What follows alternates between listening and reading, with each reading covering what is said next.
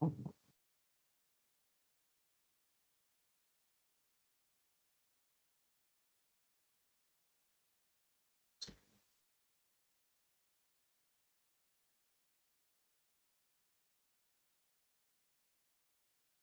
saya copot. Dimatiin masih ini kok ada masuk. Baik, jadi nama saya Iwan Rudiarto, Bapak Ibu Mas Mbak sekalian. Jadi dalam tim ini ada saya, ada Prof. Nani, dan Pak Dr. Musadun yang akan mengampu mata kuliah perencanaan tata ruang dan lingkungan.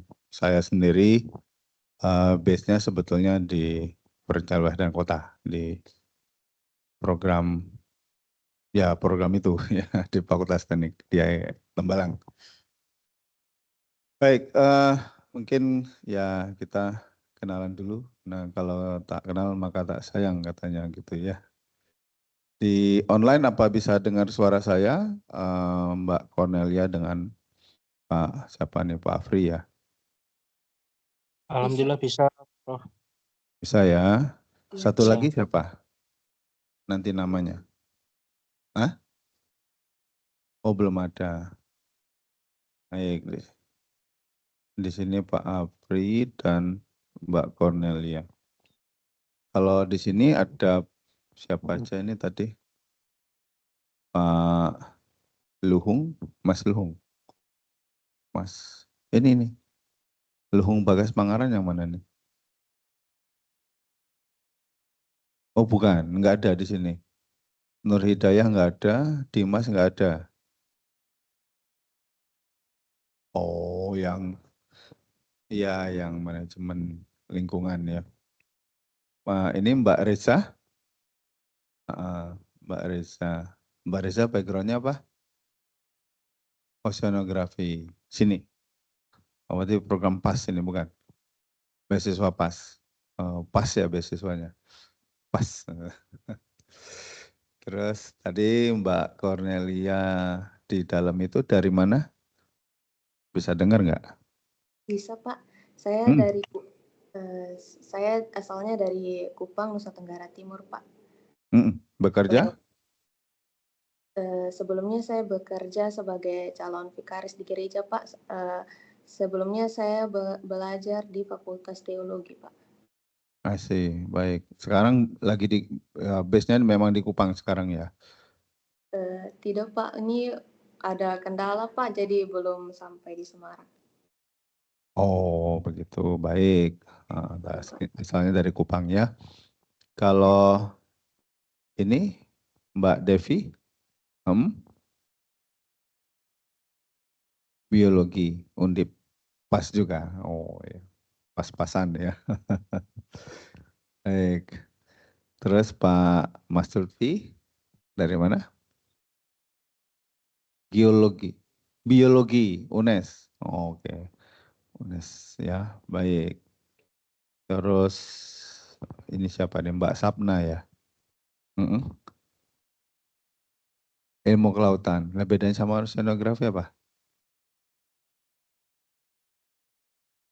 Oh, saya pikir oceanografi itu ilmu kelautan. Bukan ya? Nah, itu gimana tuh? Oceanografi itu belajar apa?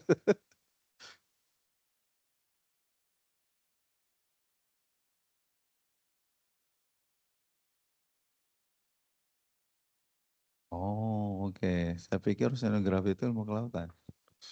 Baik, baik. Wah, menarik ini ya.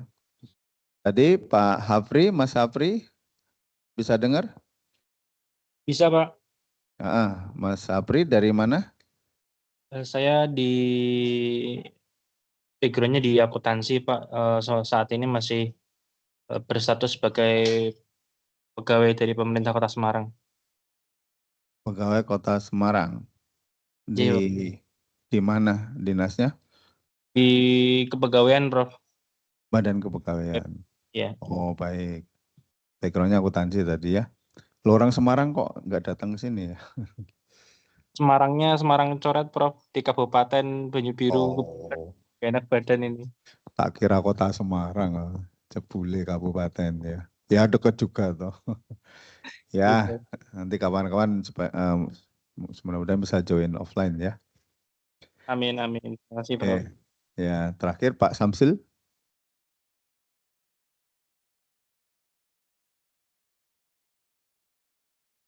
PPKD. Oh, oke. Itu yang pendapatan itu ya. Apa? Kas daerah.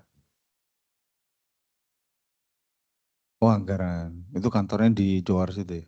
Bukan? Oh, Balai Kota. Tadi backgroundnya apa, Pak? Akuntansi. Oh, baik. Baik, ya. Tadi status PNS atau PNS ya. Karena kita tuh punya di PWK ya, S2, kita punya kerjasama dengan pemerintah Kota Semarang, beasiswa. Ah, ya bukan Bapeda, BKD yo itu. Oh, 3 loh. Mm-mm. Mm-mm. Iya, maksudnya itu beasiswa untuk Pemko-nya, bukan dari Bapedanya. Iya, jadi seleksi ya. Termasuk yang ada 2 dari ke Jepang itu nanti.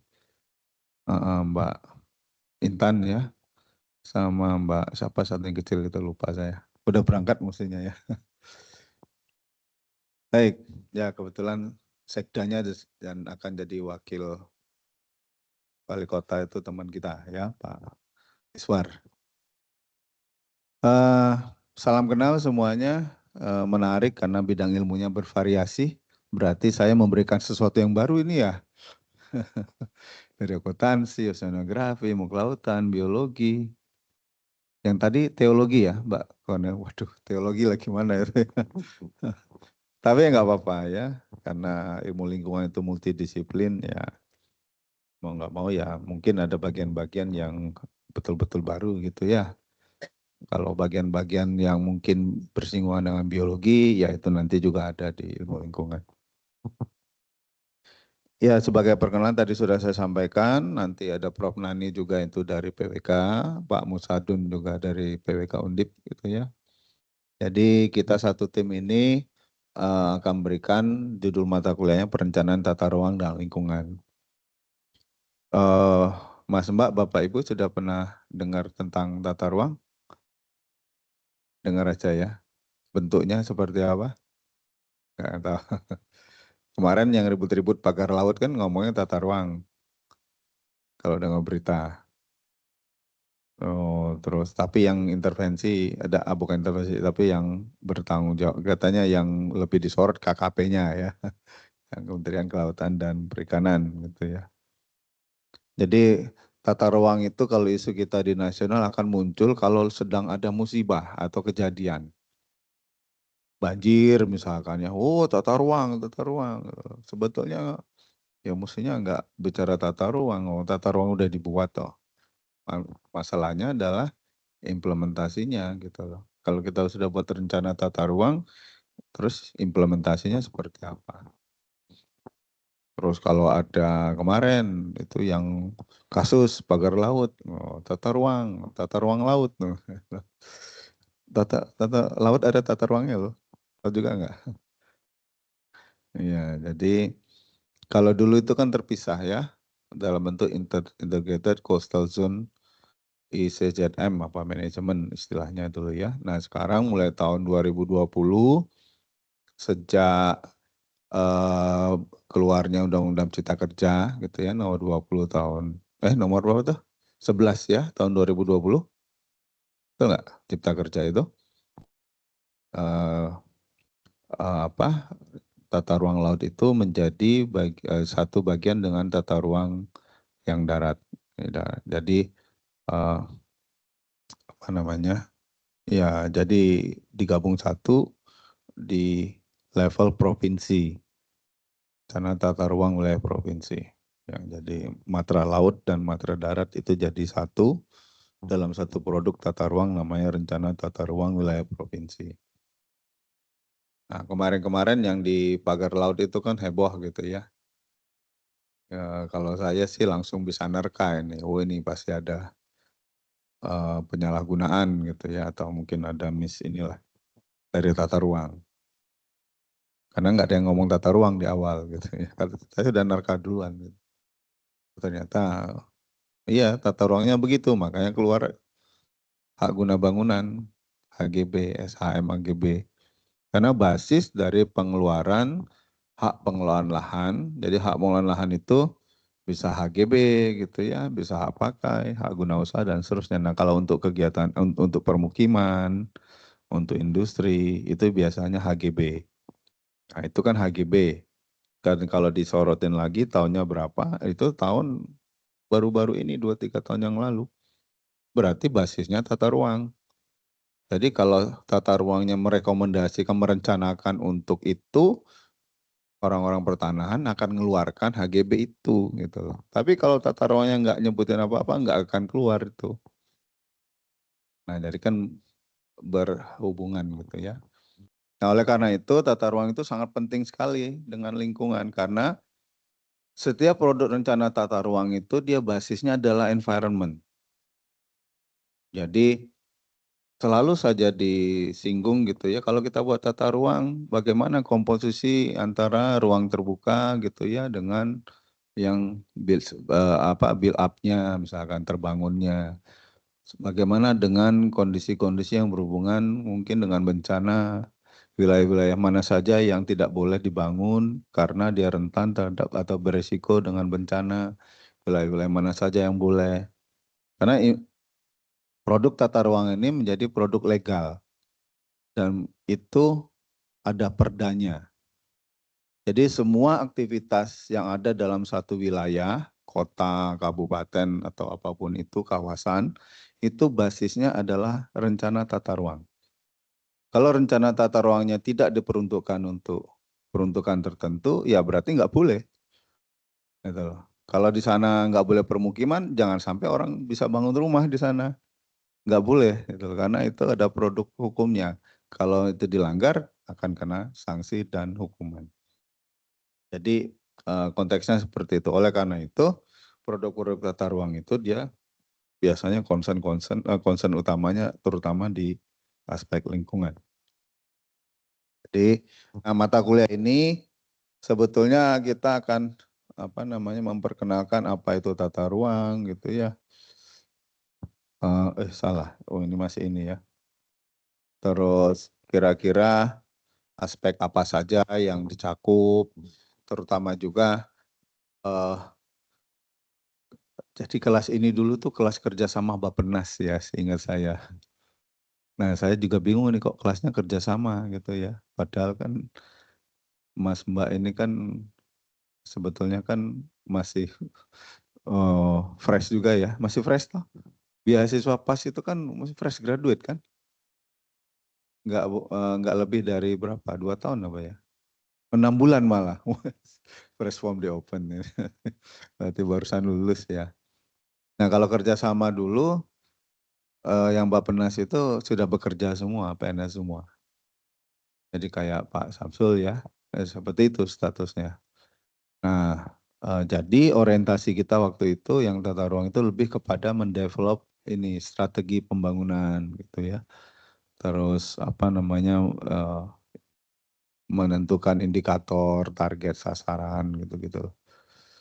Dan jadi nanti ini agak dikombinasi dengan yang bagian itu tadi dengan spasialnya ya, aspek ruangan.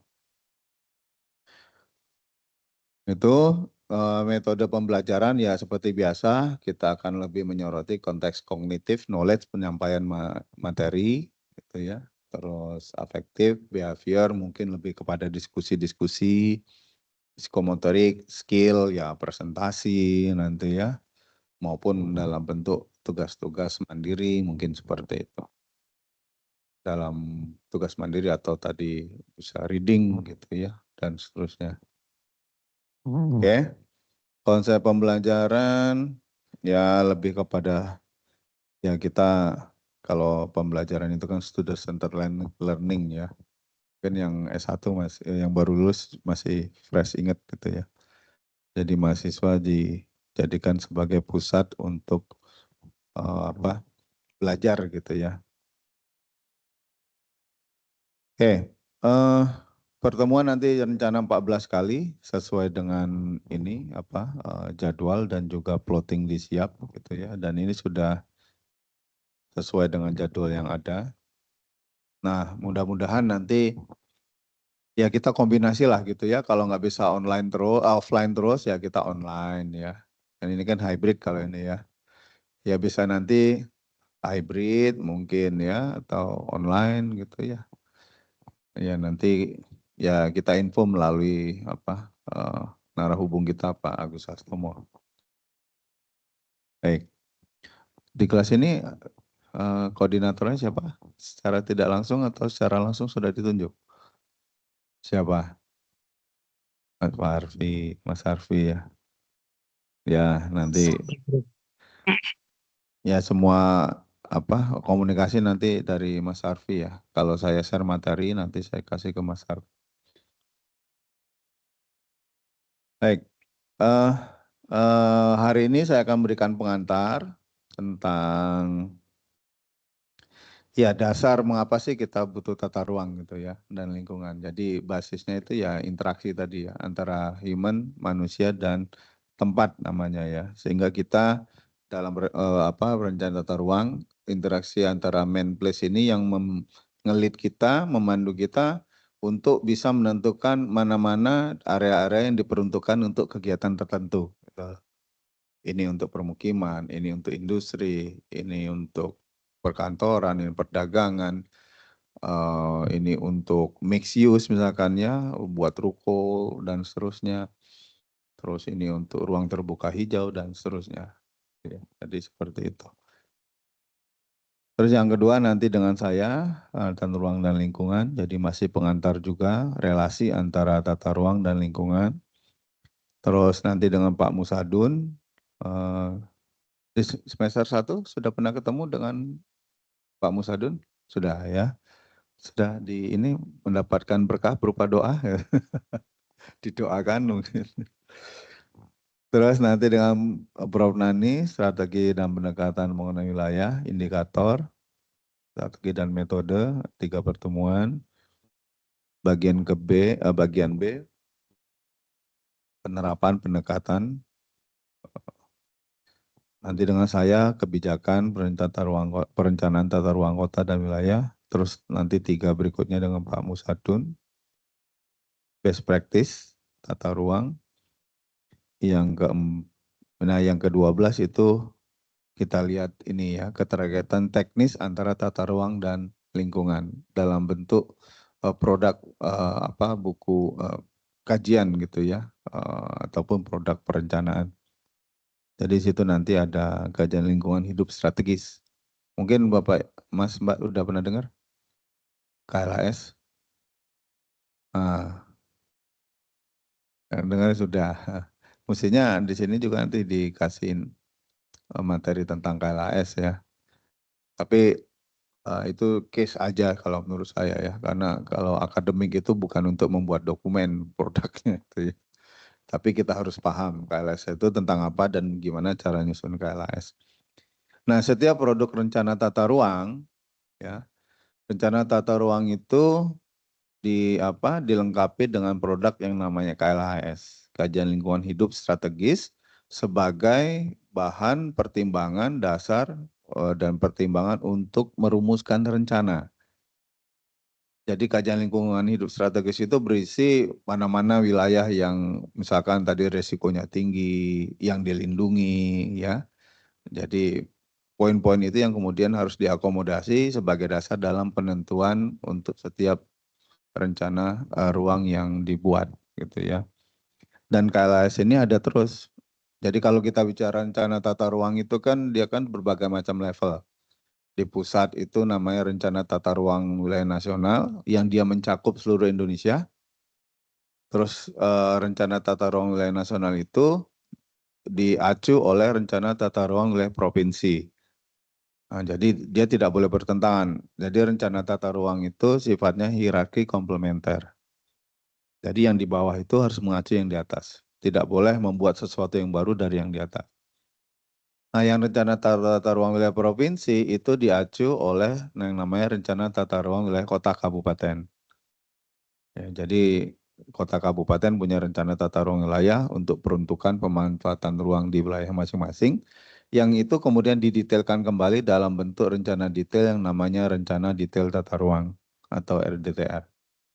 Nah, RDTR itu skalanya 1/5000, bisa jadi dia dalam satu kecamatan gitu ya.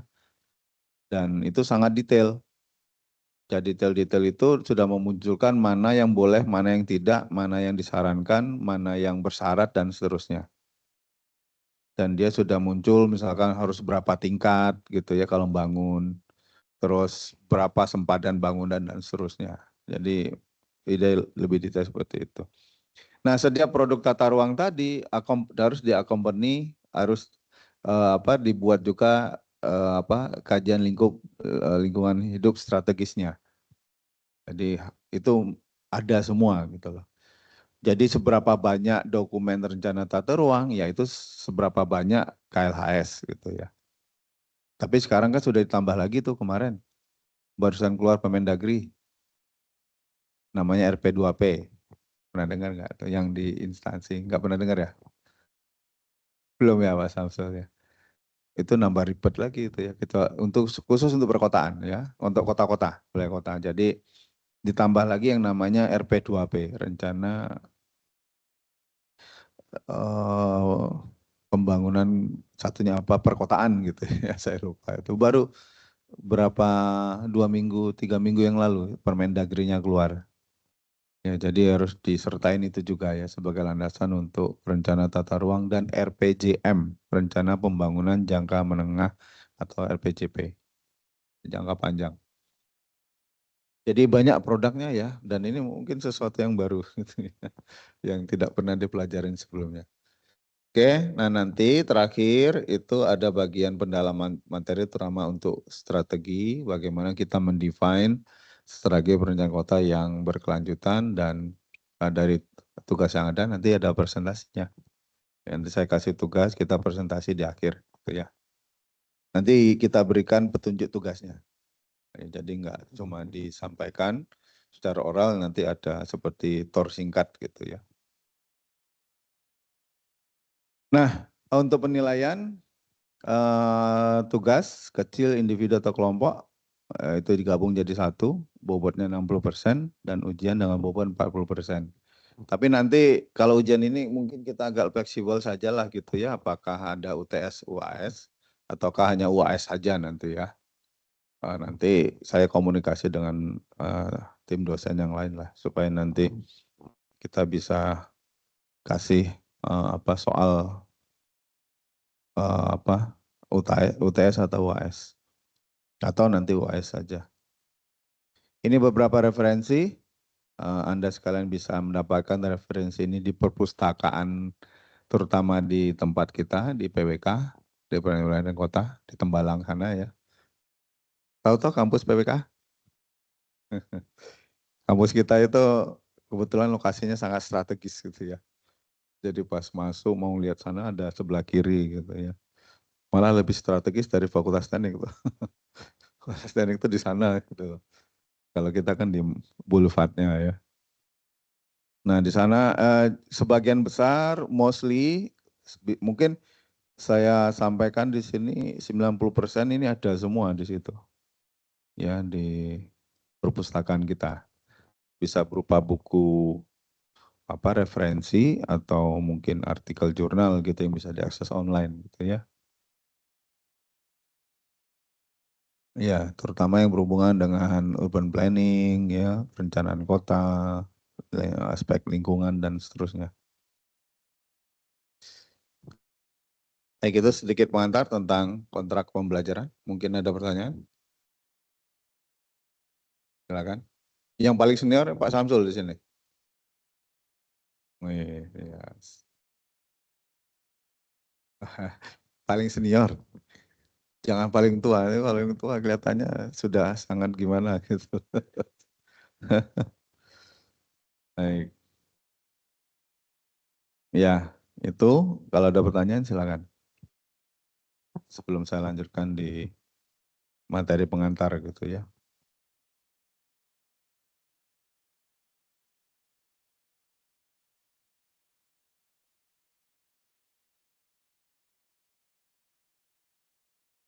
Enggak ada?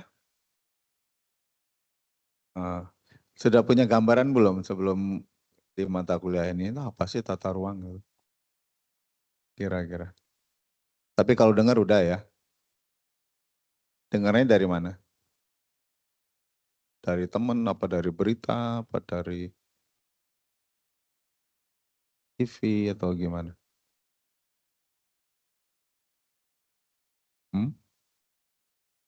Sama sekali belum. Atau cuma lihat-lihat TV aja, itu diskusi tentang tata ruang. Ya, baik ya. Tapi sebetulnya ya tata ruang ini kan ada di semua negara, ya. Bentuknya ya more or less sama kok sebetulnya. Di negara manapun itu pasti ada. Gak mungkin nggak ada. Karena produk tata ruang ini ngatur tadi peruntukan itu tadi. Bahaya tau kalau nggak diatur. Orang mau semena-mena maunya apa itu terus direalisasikan loh. Jadi bisa jadi konflik ya. Oleh karena itu tata ruang itu terutama untuk rencana ruang kota gitu ya itu dia dasar apa dijadikan sebagai landasan hukum gitu ya. Baik, kalau nggak ada mungkin saya lanjutkan dengan materi awal ya tentang interaksi hubungan man place. Jadi seperti saya sampaikan tadi, man place itu mendasarin tata ruang ya. Kita melihat bagaimana keterkaitan antara manusia gitu ya dengan lokasi di mana dia melakukan aktivitas. Jadi sebagai informasi saja gitu ya, kegiatan manusia dalam bentuk tata ruang itu direpresentasikan oleh land use atau yang namanya guna lahan. Ya, guna lahan itu ya tadi merepresentasikan aktivitas manusia di atas lahan. Jadi kalau land use-nya industri, berarti aktivitasnya industri. Kalau land use-nya permukiman, berarti aktivitasnya untuk permukiman. Oh ini belum saya ini ya. Belum saya stop.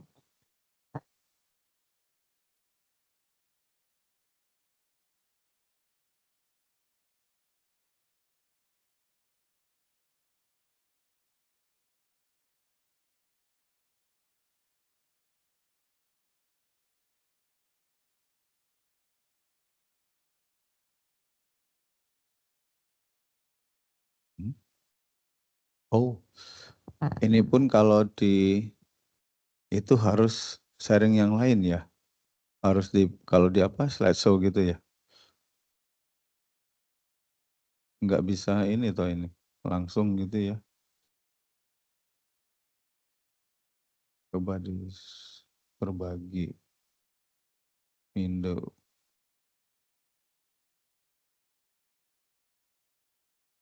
Nih, kalau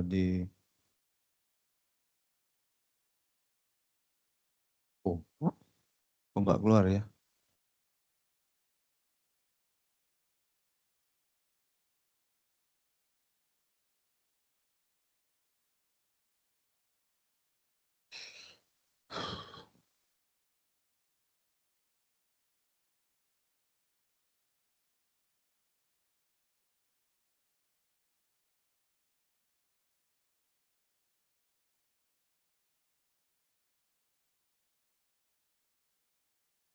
Ini nggak bisa di ini ya. Kalau slideshow dia nggak bisa muncul ya.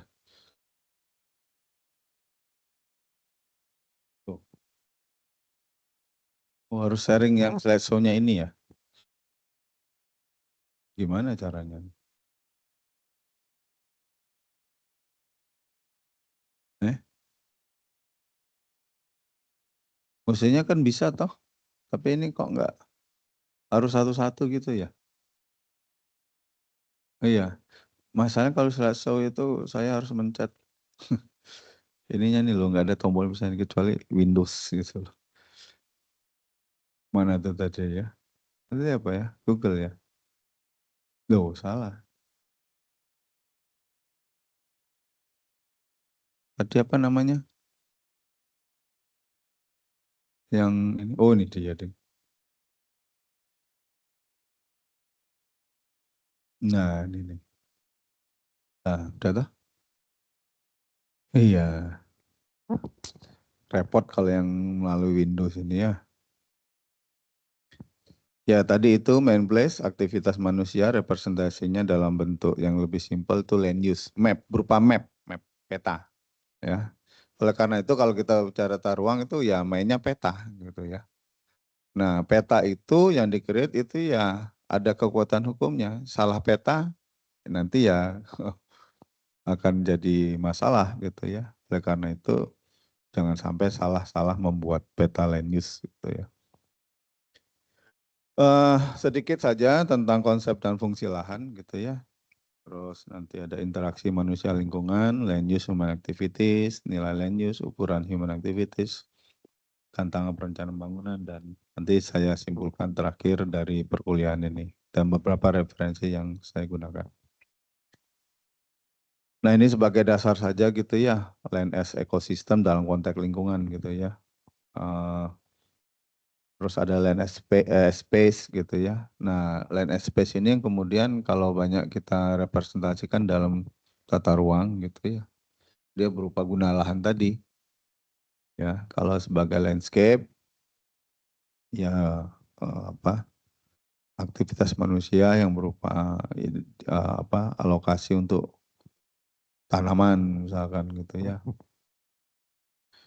Nah, yang lebih dinamis itu kalau kita lihat land use tadi gitu. Yang kedua ya land as space. Kita bisa sampaikan bahwa land use itu ya sebagai suatu aktivitas ekonomi ya. Nah, jadi begini, kalau dalam wilayah perkotaan misalkan, di kota Semarang ini ya, misalkan Anda beli rumah gitu ya,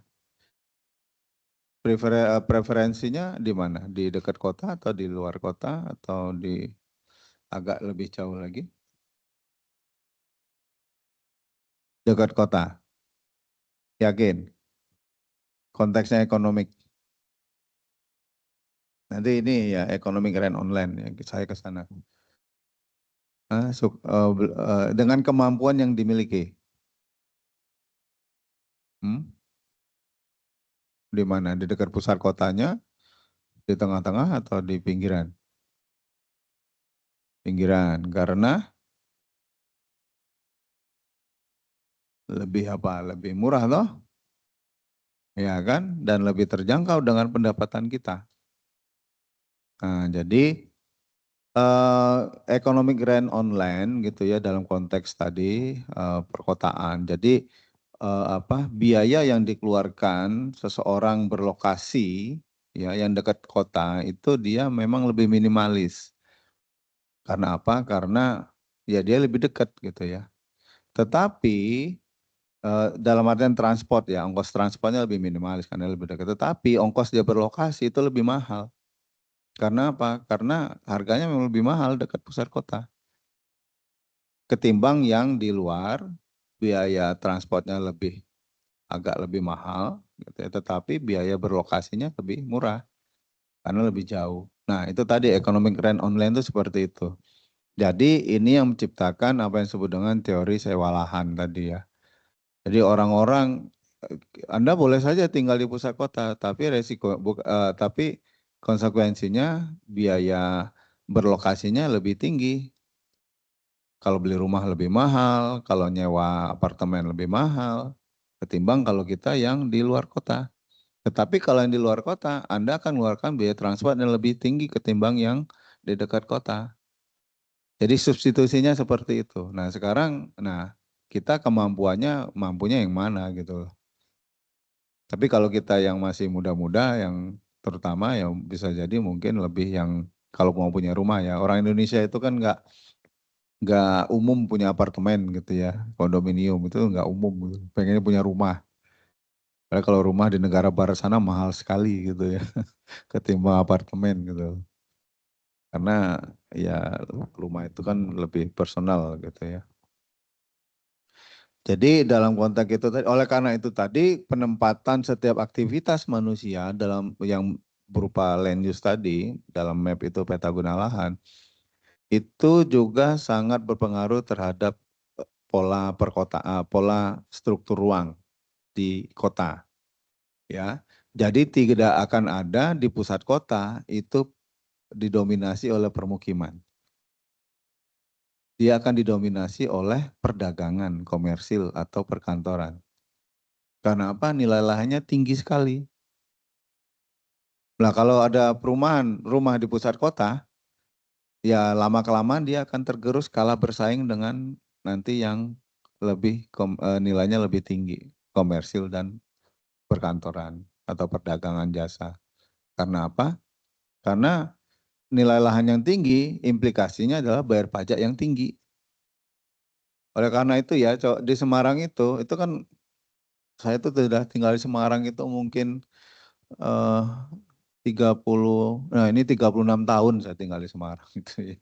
Sejak saya SMA gitu ya. Jadi 89 saya masuk Semarang, sekolah SMA.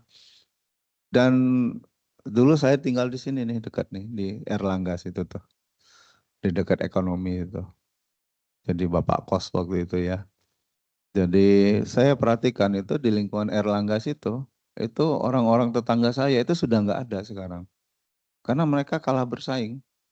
Dan terutama juga keluarga yang bersangkutan itu kan tidak mau tinggal di situ. Jadinya kan yang bapak ibunya saja, yang ini kan sudah tinggal di mana. Kalaupun di Semarang dia lebih milih di pinggiran karena lebih murah. Gitu ya.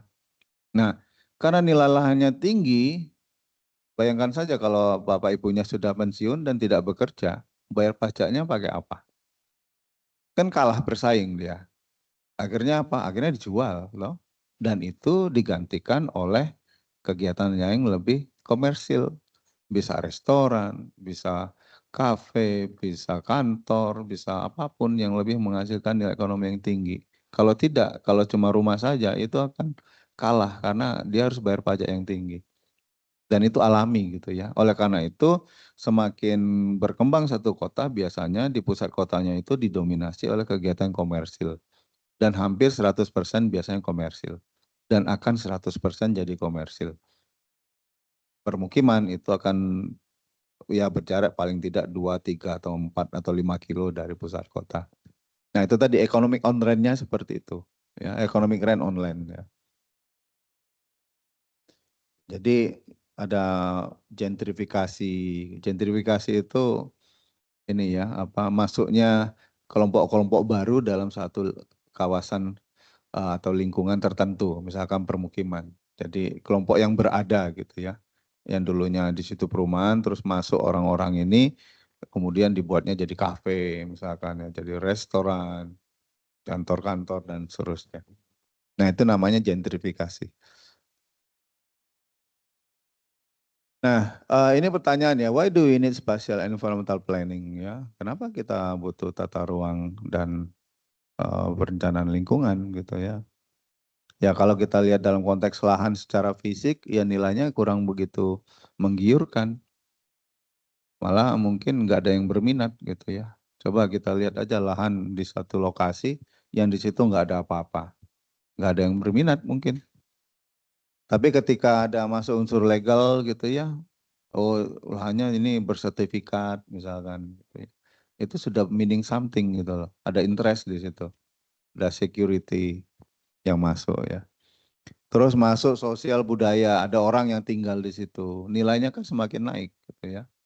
Semakin orang interest untuk ke situ. Apalagi kalau ada kegiatan ekonomi di situ, ada pasar yang support, ada kegiatan yang lain, ruko dan seterusnya, itu semakin tinggi gitu loh. Nah, perkembangan ini supaya lahan pemanfaatan ruang dalam satu lokasi itu tidak tidak merusak gitu ya. Oleh karena itu environmental concern itu penting gitu. Ya jangan sampai misalkan terjadi kepadatan yang melebihi kapasitas ya. Kalau kita pernah dengar mungkin carrying capacity di lingkungan ya. Carrying capacity itu kemampuan satu kawasan dalam rangka untuk menopang kehidupan yang ada di atasnya. Nah yang sering terjadi kan carrying capacity itu kan melebihi gitu ya. Jadi ya dampaknya juga ke lingkungan nanti gitu ya. Nah ini ya ini tadi ya yang memberikan kenapa spatial planning dan environmental planning itu jadi penting gitu ya dalam melihat konteks perkembangan satu kawasan dari berbagai macam aspek fisik, legal, budaya, dan ekonomi.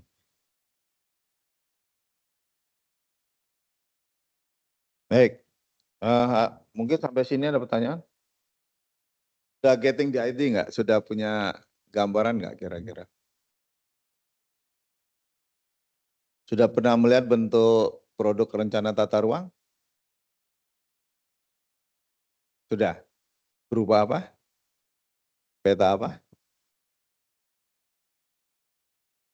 Pesisir laut. Ya, misalnya kan warna-warni toh. Ya, jadi peta itu juga warna-warni itu ada syaratnya loh itu. Jadi nggak bisa sembarangan gitu ya.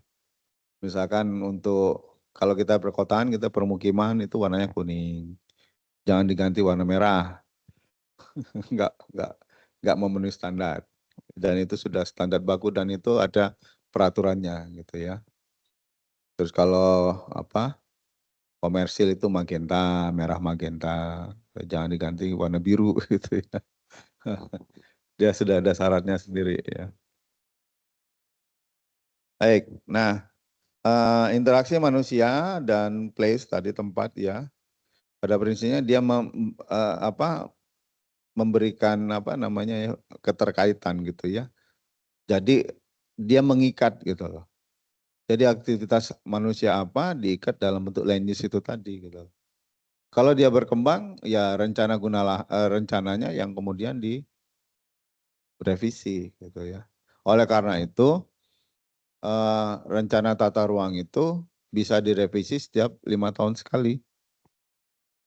Jadi kalau perkembangannya sangat dinamis ternyata lebih pesat gitu ya atau pesat sekali ya rencananya tata ruangnya direvisi 5 tahun sekali.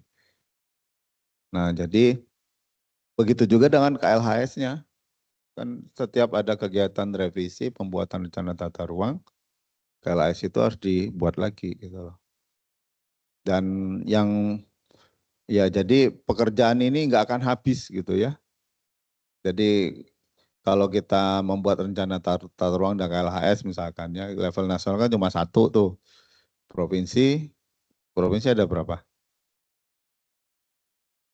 Indonesia itu berapa provinsi? 38. Nah, berarti akan ada produk 38 rencana tata ruang wilayah provinsi. Nah, dari 38 provinsi itu akan ada produk rencana tata ruang wilayah kota atau kabupaten. Ada berapa kota kabupaten di Indonesia?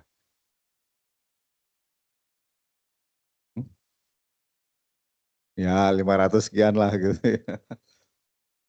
Nah itu harus ada tata ruangnya semua. Nah setiap kota kabupaten itu ada rencana detailnya lagi. Yang itu bisa basisnya itu per kecamatan. Di Semarang itu ada 16 kecamatan, berarti ada 16 EDTR. Se-Indonesia kalikan saja tuh berapa produk. Dan itu setiap 5 tahun direvisi. Kan nggak berhenti-berhenti itu ya pekerjaannya itu. Itu makanya planner itu banyak gitu loh. Perencana itu banyak. Termasuk tadi yang ahli lingkungan tadi, environmentalis, yang karena dia buat KLHS juga. Kalau ini direvisi, KLHS-nya ada juga. Gitu loh. Jadi kerjaannya ya never ending gitu ya, terus begitu. Banyak sekali gitu ya. Walaupun pekerjaan tata ruang itu bukan hanya sekedar buat rencana tata ruang sebetulnya ya. Banyak kajian-kajian lain juga. Nah, kalau kita bicara tadi link to the land, jadi dia berupa land use tadi ya. Jadi land use itu adalah a piece of land is suitable for given use ya, for given activity. Jadi saya ya satu lahan lah yang dia diperuntukkan untuk aktivitas tertentu itu land use. Ya, jadi mungkin di lingkungan itu akan dengar namanya land use land cover gitu ya, land use land cover. Nah land cover itu sebetulnya lebih biophysical appearance. Beda dengan land use. Kalau land use itu intervensi manusia, human made, human activity. Tapi kalau land cover itu dia physical natural appearance. Oke, nah kalau bisa kasih contoh kira-kira kalau land cover itu apa? Kalau land use tadi kan jelas industri, permukiman, misalkan komersil, pertanian, perkebunan, dan seterusnya. Nah kalau land cover, kira-kira apa?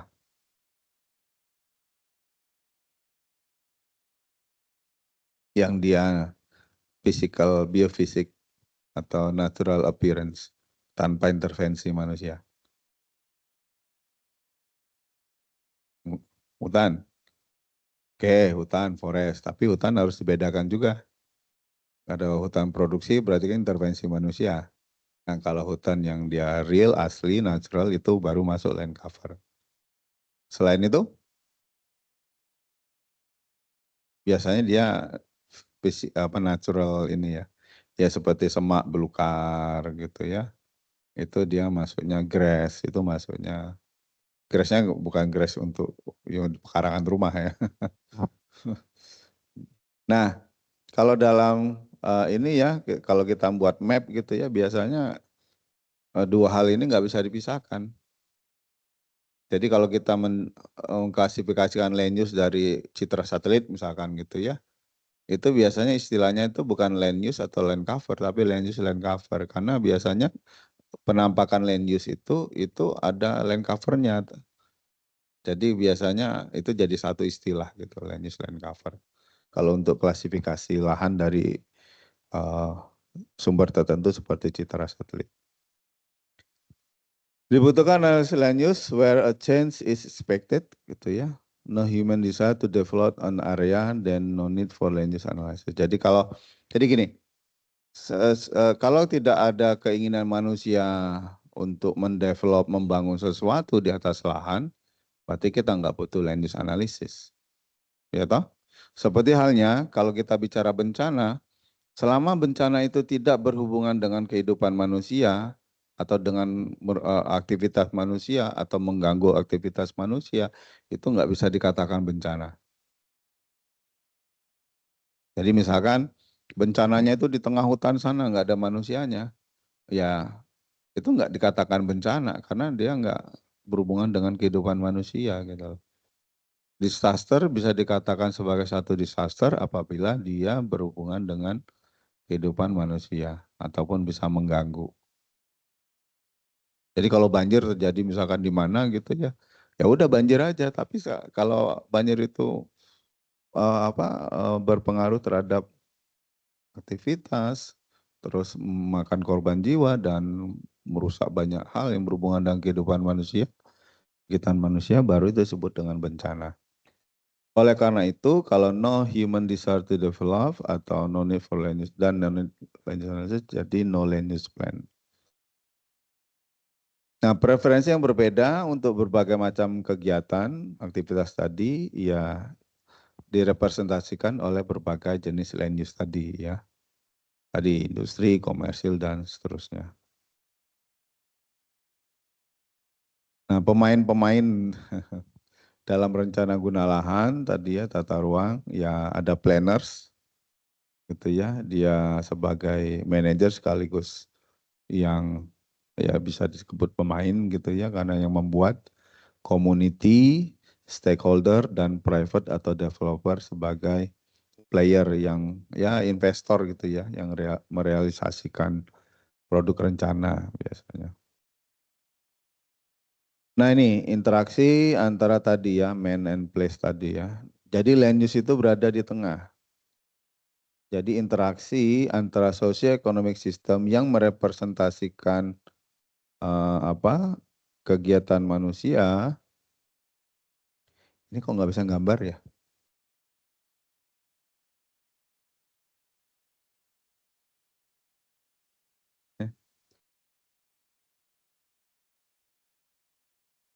Nggak keluar juga ya?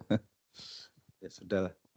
Jadi dia interaksi antara socio-economic system dengan natural system. Nah, di sini bisa dilihat bahwa ini kan sebetulnya representasi socio-economic yang dalam satu inilah kegiatan manusia ya, bisa bisnis, politik, law, dan seterusnya.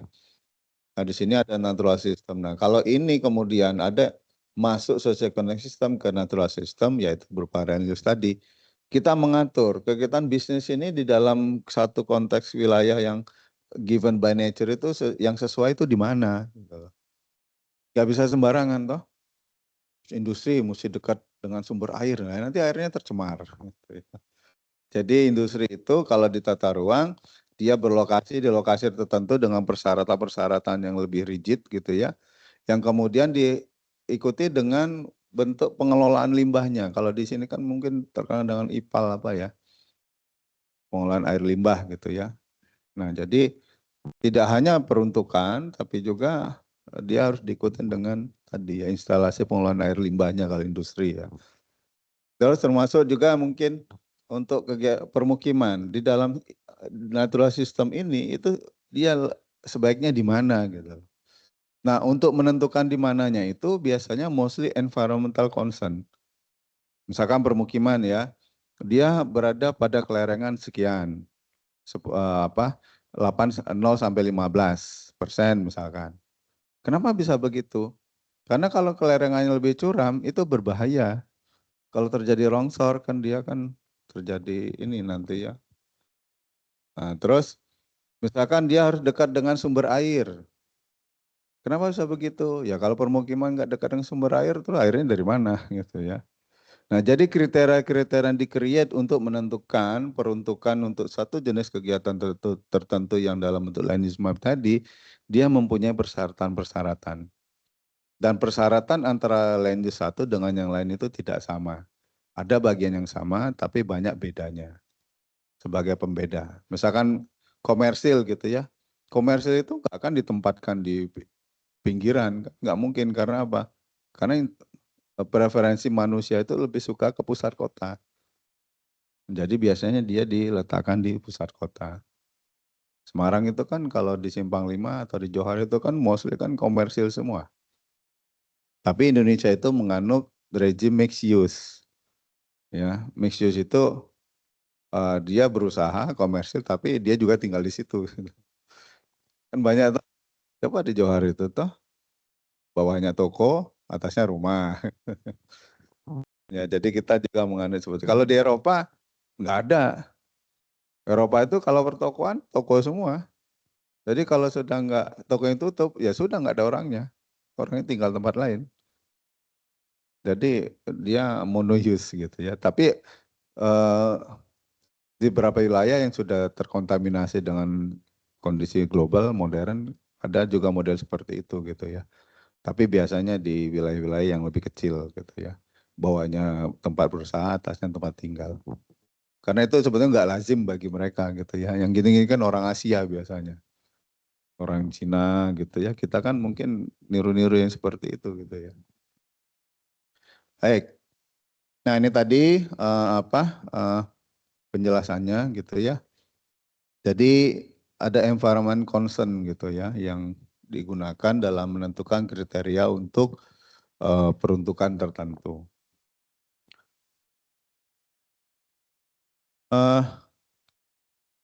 Nah ini sedikit teori saja gitu ya dalam konteks manajemen lahan. Jadi kalau kita berbicara antara lokasi dengan aktivitas, itu akan keluarnya value, land value. Jadi berapa sih harga lahan gitu ya. Kalau kita kan nanya lokasi gitu ya. Biasanya kan dia direpresentasikan dari tinggi rendahnya harga lahan. Lokasi yang strategis pasti harga lahannya tinggi. Ya enggak? Lokasi yang kurang strategis harga lahannya enggak begitu tinggi gitu ya. Oleh karena itu biasanya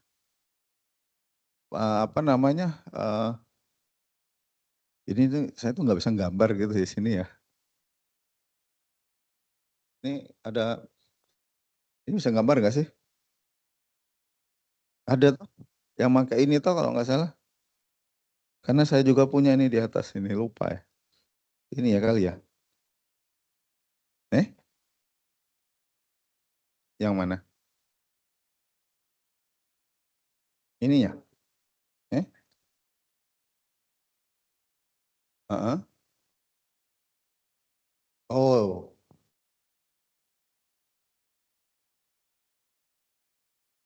Bukan.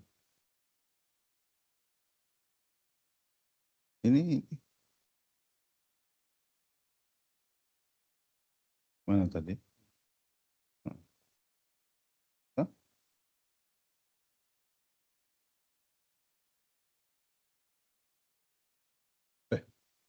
Mana tadi? Oh iya. Oh.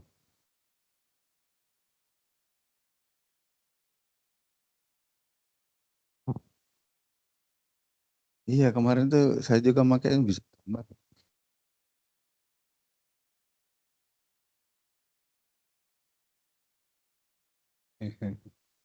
Di sini nggak ada nih. Ini nggak ada ya.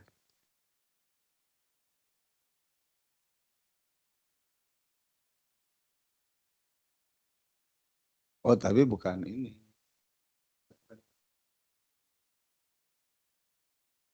Saya tuh lupa ya. Nah itu tuh Pen and Windows.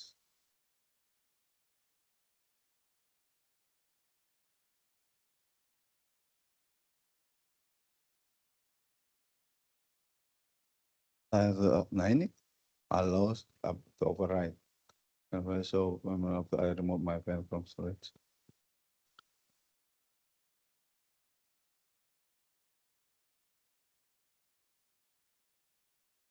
Atau mungkin minta ini deh, Pak Tomo. Pak Tomo coba.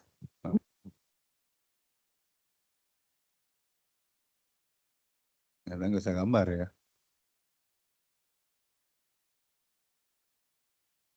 Di sini juga nggak ada ya.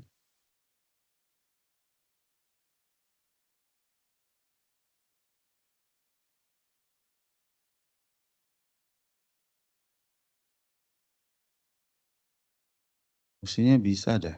Karena saya tuh kemarin pernah pakai sebabnya.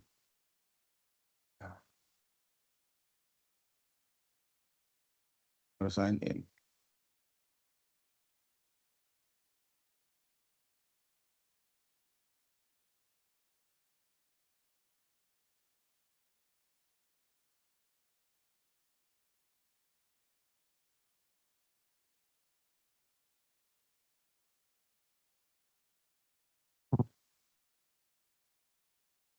Iya, ini.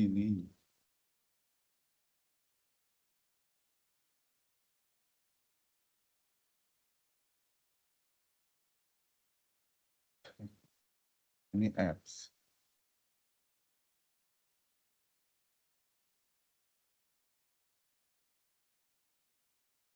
Kalau di sini nggak ada ya.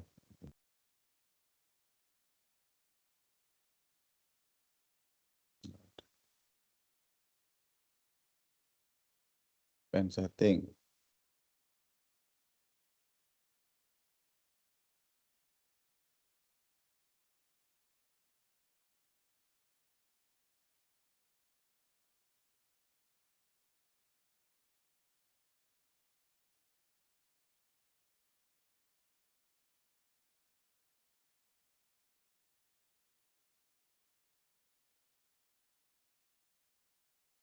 Handwriting.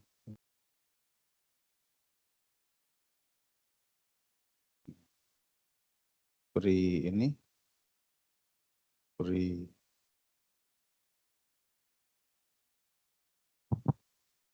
Ya sudahlah, nanti sampai nunggu. Nggak apa-apa. Nggak apa-apa. Oh ini ada 2 bolpen ya. Tapi sama aja ya.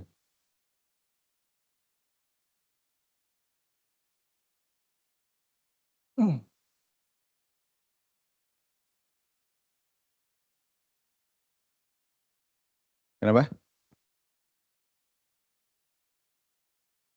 Ya udah nggak apa-apa. Ya itu jadi konteksnya begitu. Jadi kalau di kita itu ya representasi harga lahan itu biasanya dia sekaligus menunjukkan land use gitu ya. Jadi jadi saya mau gambar lagi nih. Ya udah itulah pokoknya ya. Jadi harga lahan tinggi itu biasanya didominasi oleh land use komersil ya. Terus semakin ke pinggir semakin rendah harga lahannya. Udah nggak apa-apa, nggak apa-apa. Nah, terus use dengan value itu ya tadi ya, biasanya aktivitas manusia. Dia representasinya aktivitasnya. Jadi harga lahan yang tinggi dengan penggunaan yang nilai ekonominya tinggi, biasanya aktivitasnya lebih ke aktivitas komersil gitu ya. Terus use dengan tenure gitu ya. Tenure itu ada yang tahu mungkin? Tenure itu berhubungan dengan ownership, kepemilikan, ya bisa properti biasanya ya, bisa lahan, bisa rumah gitu ya. Itu ya people gitu ya. Jadi orang-orang yang berlokasi di suatu tempat gitu ya. Dalam kaitannya tenure dan use. Gitu ya. Ya jadi kalau ya setelah nanti di sini juga nggak bisa gambar karena makainya online bukan ini ya, bukan apa namanya oh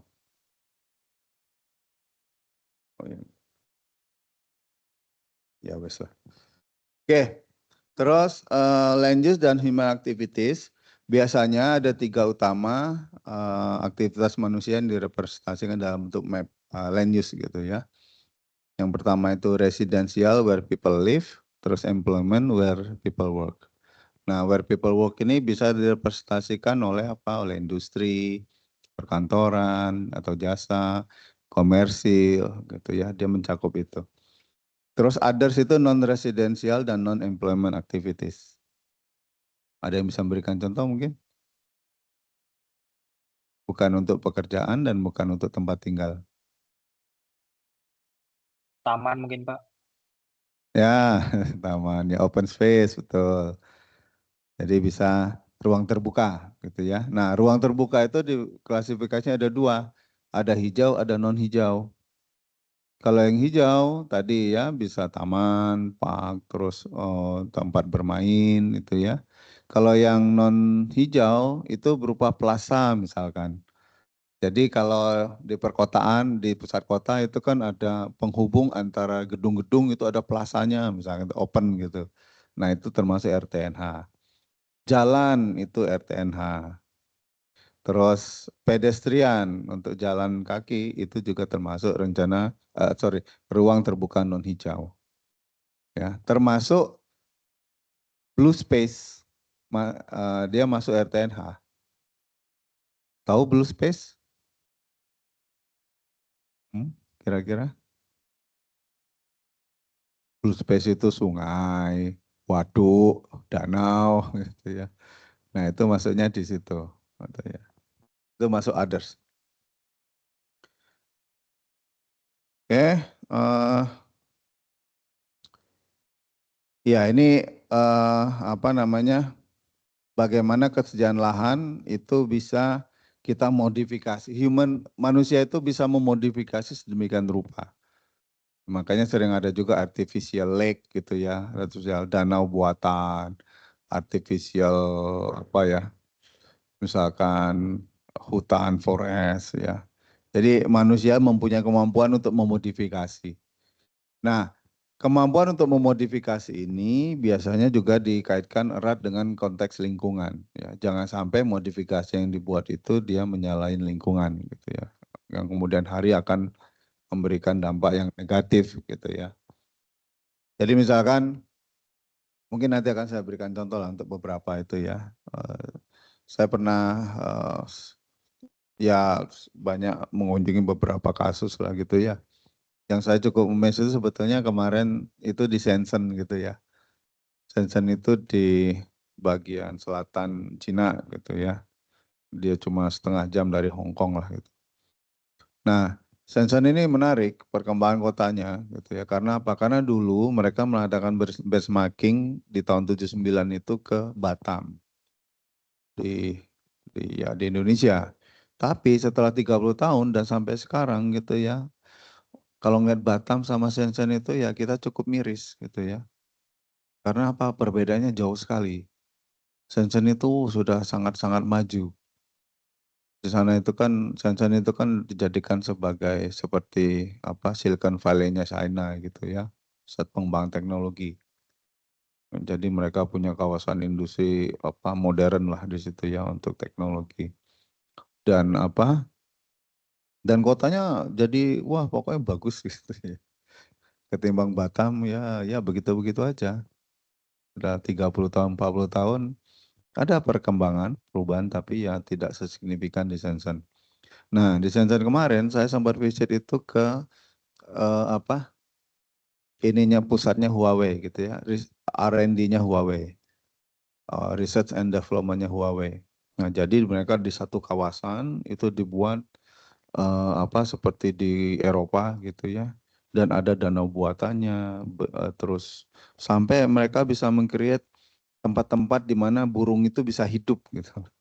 Jadi sebetulnya ini kan buatan mereka, tapi ya banyak satwa itu yang jadinya betah di situ gitu ya. Jadi ini mereka gitu loh, tempat tinggal burung terus macam-macam lah gitu ya, berang-berang dan seterusnya gitu. Dan mereka berhasil gitu ya. Nah, itu tadi yang mereka manusia mempunyai kemampuan itu gitu ya, sehingga bisa mengattract makhluk lain lah gitu ya. Satwa lain atau satwa yang bisa hidup di sekitar wilayah yang mereka create. Gitu ya. Nah, nilai guna lahan itu ada 3 gitu ya. Yang pertama itu nilai sosial, itu merepresentasikan kehidupan sosial masyarakat yang ada di dalam satu wilayah perkotaan atau wilayah tertentu dalam konteks land use gitu ya. Dan itu bisa dilihat dari lingkungan fisik dan kualitas hidupnya gitu ya. Jadi kalau suatu kawasan itu terkesan padat, biasanya kualitas lingkungannya juga kurang baik gitu ya. Misalkan di kawasan padat, di kawasan kumuh perkotaan gitu ya. Isu environment dan isu kesehatan kan sangat dominan di situ gitu ya. Nah, yang kedua nilai pasar. Nilai pasar ini mencerminkan tadi land value and price. Jadi lokasi-lokasi yang letaknya strategis, yang mempunyai banyak akses, bisa diakses dari mana saja, dia akan mempunyai nilai pasar yang lebih tinggi ketimbang yang lain. Nah, tinggi rendahnya harga lahan ini ditentukan oleh pasar. Pasar itu adalah demand and supply. Ya, bukan pasar Johar gitu ya, bukan pasar tradisional, land market. Ya, land market itu ya pemainnya yaitu tadi ya, demand and supply tadi. Ada penjual, ada pembeli. Nah, kalau di Indonesia pemainnya itu biasanya didominasi oleh spekulan-spekulan gitu ya. Nah, spekulan ini yang kadang membuat harga lahan kita itu ya kadang nggak masuk akal gitu ya. Contoh dari Tembalang itu ya. Itu saya ingat sekali dulu depan kantor kecamatan Banyumanik pada tahun 96 saya masih kuliah. Itu dijual per meternya itu 36.000 rupiah. Dulu Undip kan belum ada, baru ada. Saya kuliah sudah di atas waktu itu. Jadi kuliahnya itu harus jalan kaki lewat kebun singkong, ingat banget dulu ya. Cuma ada yang di sipil sama mesin dulu ya, ada cikal bakal Fakultas Teknik itu. Jadi saya berhenti di dekat Poltek itu, angkotnya karena belum ada jalan masuk dulu sampai ke mana itu, ke yang itulah yang ini ya, Jalan Sudarto yang Indomaret sama ke sana itu belum ada itu, masih jalan setapak itu dan belum ada kampus-kampus di situ itu. Jadi saya berhenti di Poltek itu pojok, terus saya jalan kaki nembus kebun singkong, kuliah di situ. Nah, itu dulu dijual 37.000 tahun 96. Mulai sekarang 10 juta nggak mau dilepas itu per meter ya. Nah, jadi yang menentukan itu bukan ini pasar jadinya gitu ya. Jadi kalau ada orang mau jual lahan ya dia akan cari formasi sebelah kanan kiri depan belakang itu berapa gitu. Dan dia terus otomatis nggak akan sama dengan kanan kiri depan belakang, dia akan lebih tinggi. Kalau ada yang mau itu silakan, kalau nggak mau dia nggak akan pakai yang batas bawah gitu. Nah, itu kan pasar yang berbicara. Nah, ketika itu sudah ada transaksi, sebelahnya juga kan akan ngelihat, oh yang sebelah saya kemarin jual 5 juta per meter persegi. Itu batas bawah saya gitu. Kalau nggak mau ya sudah. Karena sebelah aja 5 juta, masa saya harus 3 juta gitu toh. Nah itu kan pasar, lama-kelamaan kan begini terus gitu. Naik sampai bisa nanti mungkin harganya sudah nggak masuk akal gitu. Nah, apa, yang 36.000 tadi sekarang itu ya saya nggak yakin itu mungkin 5 juta dilepas itu ya per meter persegi gitu ya. Itu pasti lebih dari itu. Nah, mungkin tahu juga yang namanya NJOP, jual objek pajak ya. Di situ kan ada harga tanah dan bumi dan bangunan toh. Karena kan pajak bumi dan bangunan. NJOP itu nggak pernah dilihat dalam transaksi lahan. Pasti semau-maunya gitu ya. Atau kalaupun dilihat ya itu batas bawah gitu loh. Nggak akan ada orang yang mau jual di bawah NJOP. Pasti di atas. Kalaupun di atas kadang juga nggak ngelihat itu. Dia lebih melihat pasar tadi. Harga lahan di sekitar gitu. Nah oleh karena itu ya kadang itu juga jadi penghambat mengapa pembangunan Indonesia itu kadang ya itu tadi. Apalagi kalau ada proyek pemerintah itu ya. Banyak ceritanya itu ya. Jadi kalau kita bicara tata ruang, PSN itu, mengapa PSN itu tidak pernah masuk di dalam rencana tata ruang? Tahu PSN kan? Proyek Proyek strategis program. nasional. Betul. Strategis nasional itu kan masuknya setelah ada tata ruang ya. Ya toh? Sekarang itu kebijakannya dengan UDCK 11 itu bahwa PSN itu harus diakomodasi. Nggak boleh nggak. Jadi kalau ada tata ruangnya harus nyesuaiin. Kalau dulu kan jadi bahan ini dulu, bahan apa? Bahan isu untuk apa ya? Konflik ya, dan suka dijadikan bahan buat demo. Karena apa? Karena kalau ada membuat sesuatu, kalau tata ruang nggak ada, itu nggak boleh gitu. Karena kan ini kan hukumnya begitu gitu loh. Nah gara-gara sering kesulitan itu seperti bangun PLTU di Batang itu ya, itu kan berapa tahun loh, lama sekali. Terus ada yang menggunakan tata ruang sebagai bahan untuk menolak. Ini tata ruangnya nggak ada kok. Kenapa itu harus diinikan gitu. Akhirnya tata ruangnya direvisi, diakomodasi, akhirnya berjalan gitu ya. Nah berpengalaman dari banyak kasus, akhirnya PSN itu masuk kapanpun gitu ya, itu harus diakomodasi. Gitu. Nah kalau kita tahu PSN itu bangun jalan tol misalkan ya, orang-orang yang ya tadi mafia-mafia tadi, spekulan-spekulan, dia akan lihat lewat mana-mana gitu. Sebelum itu jalan, dia udah beli duluan tanahnya. Gitu. Biasanya kan gitu mainnya. Dia beli duluan, oh dia tahu nanti tahun depan akan ada ini nih. Nah kalau proyeknya itu bertele-tele dalam artian pemerintah udah ini kan duluan, wah itu kalah cepet pemerintahnya ya. Makanya PSN itu datang grek tiba-tiba gitu loh. Jadi orang-orang spekulan ini nggak punya banyak waktu. Nah kalau dulu kan seperti itu ya. Jadi mangkrak lama. Karena apa? Pembebasan lahannya lama. Karena harganya tinggi. Karena sudah dia beli oleh spekulan gitu loh. Dan bukan harga asli dari masyarakat. Masyarakat mungkin dibeli per meter 500.000, tapi setelah spekulan 2 juta, 3 juta. Bahkan pemerintahnya kan repot gitu ya. Padahal mereka sudah melakukan appraisal duluan dengan harga masyarakat. Termasuk yang di PLTU itu malah parah ya, karena saya dulu pernah terlibat di situ kajian sosioekonominya gitu ya. Jadi yang lucu itu ya, saya ingat sekali itu, jadi dia sudah jual lahan gitu ya 3 juta, ganti rugi. Nah yang sebelahnya ini nggak mau. Akhirnya setelah beberapa tahun dia mau, setelah setahun kemudian, tapi jadinya 5 juta gitu loh, sebelahnya itu. Yang 3 juta ini dikembalikan lagi uangnya. Oh nggak mau kita, ya itu sebelah kita 5 juta. Lah kan repot kayak gitu ya. Makanya kan lama gitu ya. Itu proses pembebasan lahan. Itu kalau satu kasus, kalau banyak kasus lah terus gimana. Makanya proyek infrastruktur kita tuh jadi tinggi gitu ya. Jadi mahal gara-gara pembebasan lahannya ya model seperti itu. Itu satu. Dan terus kedua, kompensasi itu diberikan atas apa yang ada di atas lahan loh. Nah terus kan kalau ada yang nakal itu bisa jadi itu jadi bangunan dalam semalam gitu. Jadi dia bangun berupa rumah semi permanen misalnya, itu bisa semalam kan bangun papan dibuat kayak rumah, itu kan masuk ganti rugi gitu.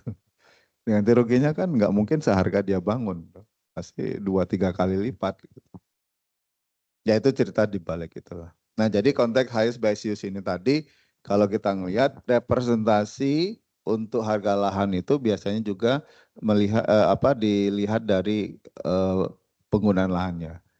Jadi harga lahan untuk permukiman itu tidak akan lebih tinggi dari harga lahan komersial. Pokoknya yang paling tinggi itu komersial. Perdagangan jasa, industri, permukiman, pertanian, dan seterusnya. Gitu ya. Jadi kalau saya bisa gambarin tadi mungkin lebih gampang untuk dipahami ya. Nah yang ketiga adalah nilai ekologi. Nah, ekologi ini tadi seperti konteks lingkungan gitu ya. Lingkungan yang efisien, integritas lingkungan, dan preservasi alam.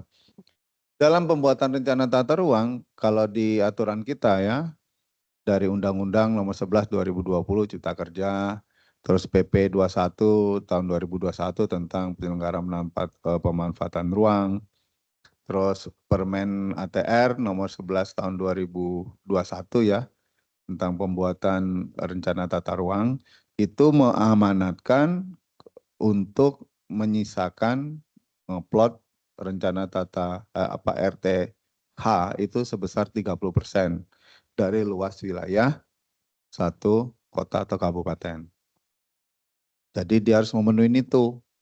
Lebih alhamdulillah, kurang sebaiknya jangan. Nah sekarang pertanyaannya, seperti kota Jakarta, gitu. Mungkin Semarang, enggak Semarang masih banyak ini hijaunya ya. Kayak Jakarta itu, wah, RTH cuma berapa persen? Nggak nyampe atau 30, paling mereka 5% gitu, atau maksimal 10% mungkin ya. Dan nggak nyampe juga. Karena setiap jengkal ruang di Jakarta itu sangat berharga gitu loh. Nah kalau kita nggak strict concern lingkungan gitu ya, kalau semuanya build up area, oh bahaya Jakarta itu. Kalau banjir coba airnya mau kemana? Mau dibuat ini biopori gitu. Lah biopori seberapa banyak sih? Kita harus menyediakan ruang hijau sebagai penyerap air dan juga tadi blue space, ruang biru untuk menampung air. Makanya kan di sana ada normalisasi kali gitu ya, terus ada bangunan waduk besar-besaran untuk nampung air, terus ya banyak upaya yang dilakukan gitu ya. Nah jadi salah satu rencana tata ruang sudah mengamanatkan itu dalam peraturan-peraturan bahwa batas 30% itu harus dipenuhi. Nah yang jadi masalah itu adalah kalau peraturan undang-undang sebelumnya itu ada sanksinya gitu ya. Tapi kalau ada sanksi dan penalti atau hukuman lah. Tapi kalau undang-undang yang PP 21 itu nggak ada gitu. Itu yang saya juga heran juga ya. Jadi di beberapa negara yang pernah saya kunjungin misalkan ya, di Shenzhen tadi mereka keep 50-50%. 50% build up, 50% non build up. Ya, bisa waduk, blue space atau green space. Dan itu sudah bertahan selama 25 tahun. Bayangkan loh, mereka bisa keep itu gitu ya. Hong Kong lebih parah lagi. 75% non build up, 25% build up. Dan mereka sekarang punya masalah. Karena apa?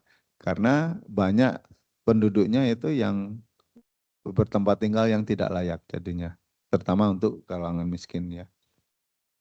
Dan mungkin pernah lihat ini ya, film-film di Hong Kong mereka tinggal itu dalam satu apartemen yang satu luasan ini dibagi 10 gitu ya.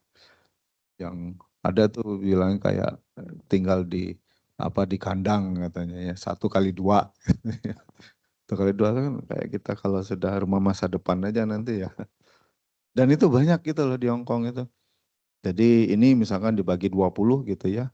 Terus nanti di tengah itu ada sharing kitchen gitu ya. Sharing tempat mandi gitu ya. Nah itu, ya itu tergantung. Kemarin di Helsinki misalnya di Finlandia itu juga 60% mereka keep. Ya. nggak boleh. Pokoknya kalau mau bangun apa 40. Nah kita nggak seketat itu gitu ya. Ya, ya ini sekadar konsep saja, konteks sustainable development dari kalau kita bisa mengintegrasikan sosial pasar ekologi yang harus dicari lagi konteks kriteria ukuran dan indikatornya gitu ya. Bisa apa yang disebut dengan create sustainable development. Ya ini beberapa ini saja ya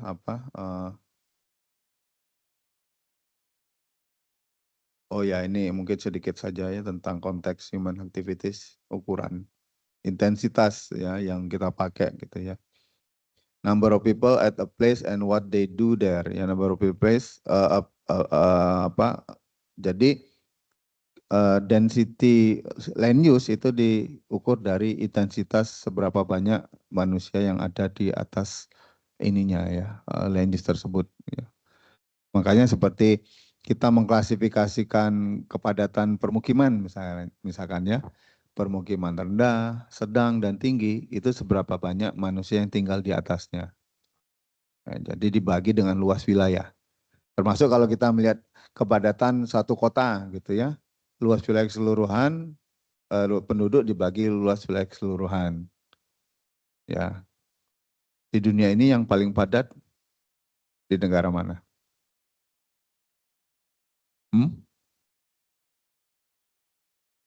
India mungkin Prof.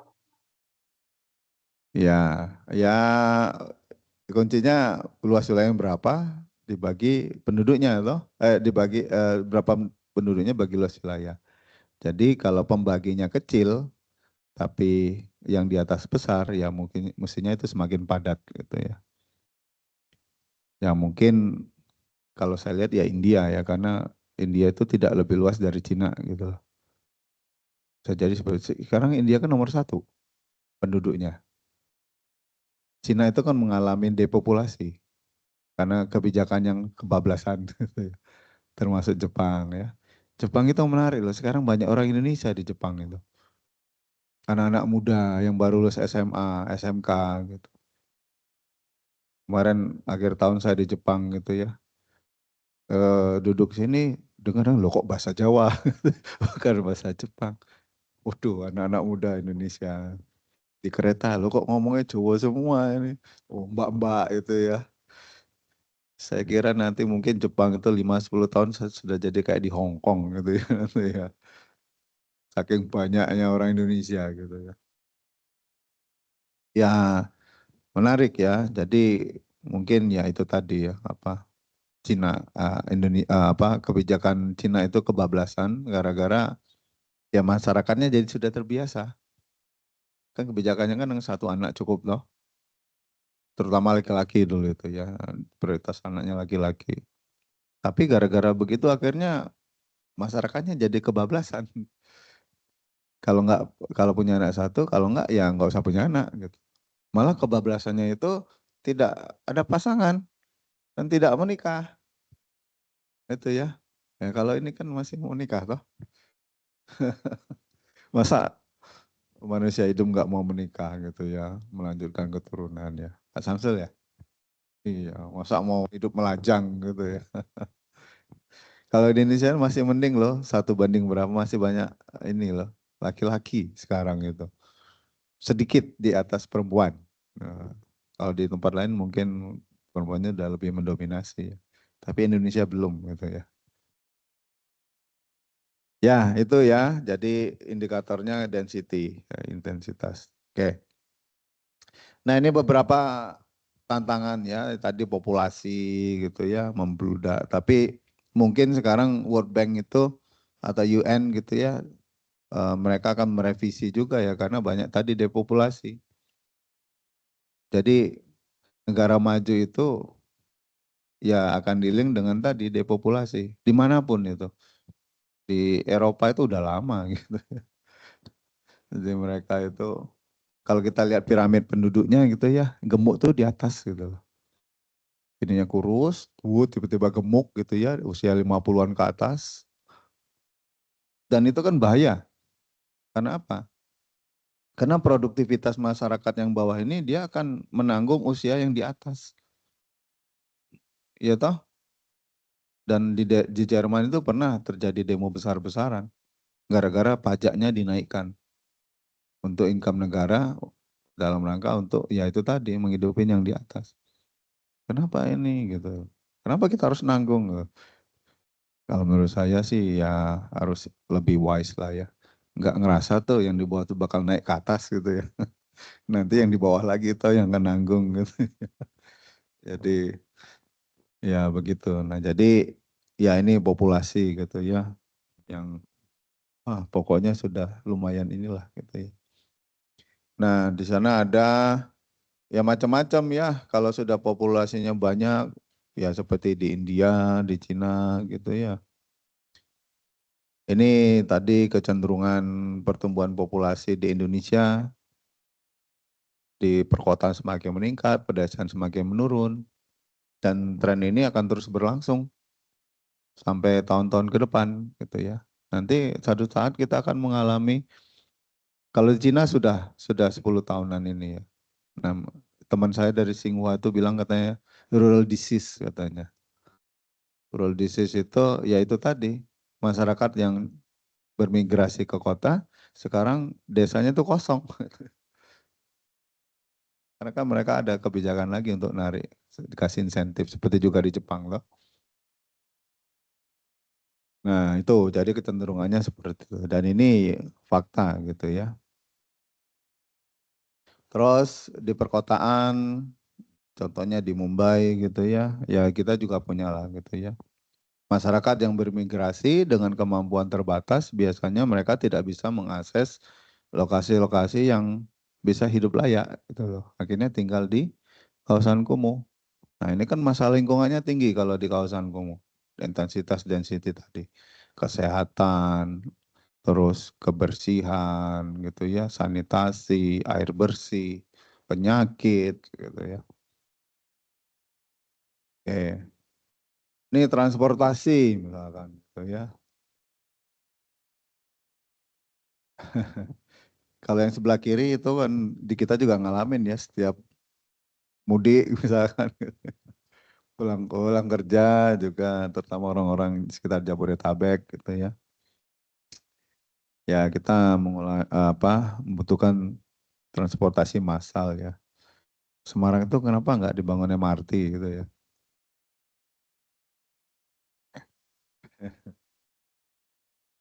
Ya untuk koridor tertentu saja lah maksudnya. Kalau sampai Tembalang ya biayanya mahal tuh ya. Cuma ini ya, saya tuh agak menyayangkan Semarang BRT-nya itu ya. BRT-nya itu kan kita kayak kembali tahun 80-an.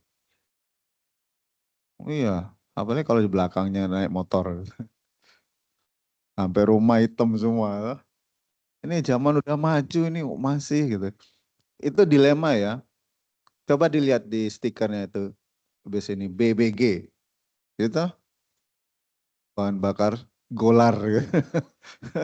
Bukan gas gitu ya. Itu saya berapa kali ngeritik itu ya kalau ke mereka itu tetap aja itu ya saya juga heran itu. Karena ya lebih mahal dan belum siap. Lah terus sampai mau berapa lama coba ya. Orang Jepang yang ngasih bantuan itu juga termasuk yang ikut kecewa itu. Katanya BBG kok nyali solar tetap gitu ya. Oke, masalah transportasi, apa macet gitu ya. Ya kurang sarana transportasi yang baik dan seterusnya. Kita itu kan semakin banyak mobil tapi jalannya tetap gitu ya. Nah untuk aspek lingkungan ya drought ya kekeringan, banjir misalkan gitu ya. Deforestasi. Ini kenapa nih? Oh, tak kirain mati sendiri.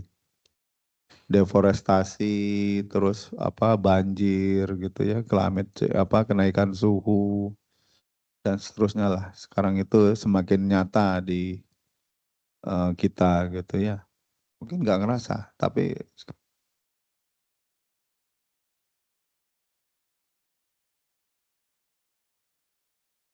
Ya contohnya aja hujannya nggak jelas, gitu.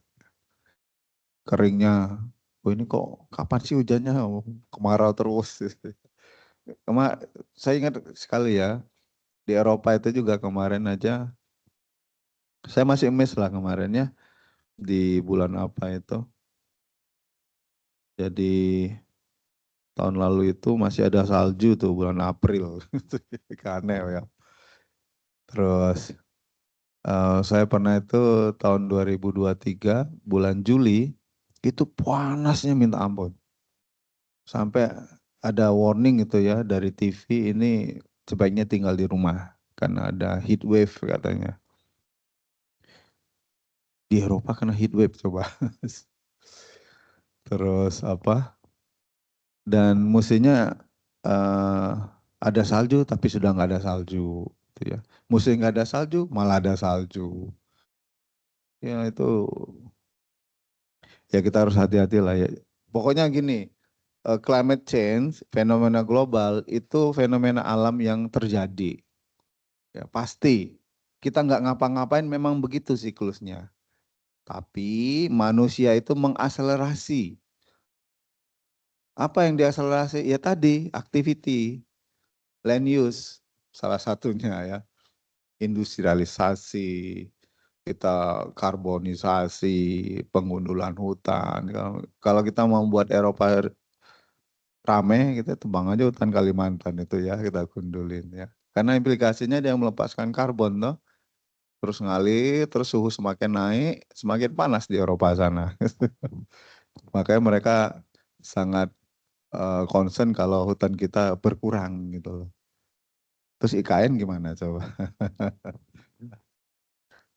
Ya banyak lah isu-isu yang bisa inilah gitu ya. Deforestasi dan seterusnya. Nah ini banjir di mana-mana gitu ya.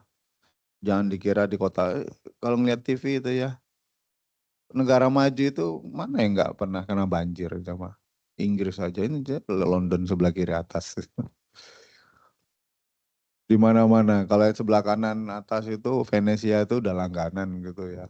Karena dia memang di atas air ya. Kalau Venesia. Indonesia itu sebelah kiri, sebelah kanan bawah itu di Australia. Di mana-mana loh. Ya, intensitas hujan itu sekarang wah sudah sangat tinggi misalkan gitu ya curah hujan itu. Ya itu climate change. Jadi iklimnya nggak menentu gitu ya. Nah kita harus siap. Gitu. Oleh karena itu ya sebagai individu mungkin kita harus berkontribusi ya dari diri sendiri lah ya. Jadi apapun kita lakukan.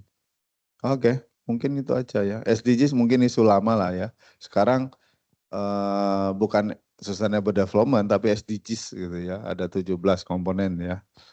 Masih ingat ya. Nah, kalau saya lebih fokusnya biasanya di nomor 11 karena di bidang ilmu saya gitu ya. Sustainable cities and community. Nah, itu planning itu di situ gitu. Walaupun di lain dia juga bisa masuk gitu ya. Oke, ini mungkin di pertemuan lain akan saya sampaikan ya. Ini konteks uh, environmental concern and socio-economic principles in planning gitu ya. Ada pertanyaan sampai sini? Mungkin materi awal dari saya sampai di situ. Kalau ada pertanyaan silakan.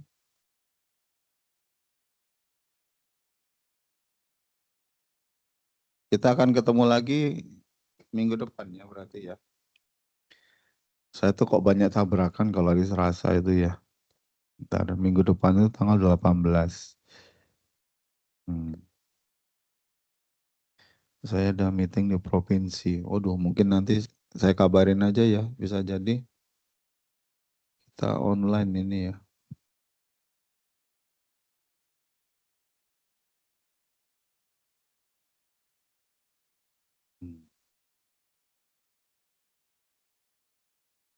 Iya, ya. Begitu nanti untuk minggu depan saya kabarin melalui Pak Stomo. Ada pertanyaan mungkin? Enggak ada? Cukup? Baik. Ya, kita ketemu minggu depan. Gimana nanti akan saya kabarin lagi ya. Ini presensi udah semua toh? Ini Mas Ruci Udah, ada Pak. nggak? Ada. Halo, Mas Ruci. Oh, ada Ada ini. Pak. Ya, kenapa? Oh, iya ya. Nanti bahas saja ya. Udah lewat ya. Ya, udah lewat waktunya. Oh, udah, Ding. Oh, belum bisa. Nggak bisa kok. Ya, nanti biar Pak As saja yang ini. Tapi ini udah 8 nih. Hmm? Loh, udah lewat. Tapi udah 8. Oke.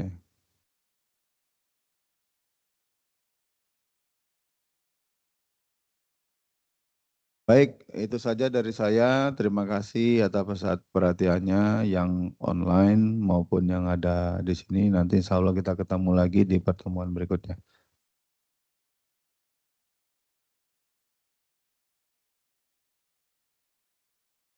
Terima kasih, Bro.